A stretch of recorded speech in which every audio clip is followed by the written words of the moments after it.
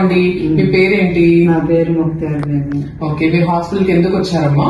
నాకు నెలసరి బ్లీడింగ్ అవుతుందని నేను వచ్చాను మేడం. ఓకే, సో వచ్చినప్పుడు నేను మీకు ఆపరేషన్ చేయాలని చెప్పాను, గర్భసంచి తీయాలని చెప్పాను. అప్పుడు మీ మొట్టమొదటి డౌట్ ఏంటి? నేను బాగా లావుగా ఉన్నానని ఆపరేషన్ చేయాలంటే చాలా కష్టం అవుతుందని.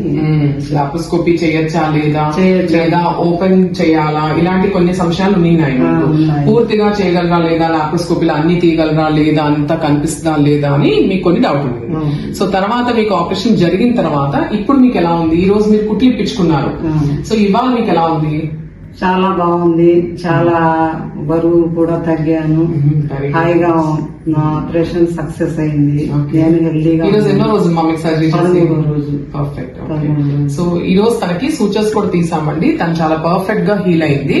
అండ్ అసలు నేను చెప్పాలనుకుంటుంది ఏంటంటే, మేము తను మా దగ్గర సర్జరీకి వచ్చినప్పుడు 112 కిలోలు ఉన్నారు అనమాట టేబుల్ మీద. సో కొంచెం కష్టమైతే అయింది, బట్ డెఫినెట్ గా తను చాలా కోఆపరేటివ్ పేషెంట్. మీరు వెయిట్ తగ్గాలమ్మా కొంచెం అని చెప్పంగానే డైట్ ఏం ఫాలో అవ్వాలి, ఎలా తినాలి, ఏం తినాలి అన్ని అడిగారు. తను ఎంత చక్కగా 13 days కి ఈ రోజు మా దగ్గరకు వచ్చి ఆల్మోస్ట్ 6 to 7 kgs తగ్గి వచ్చారండి.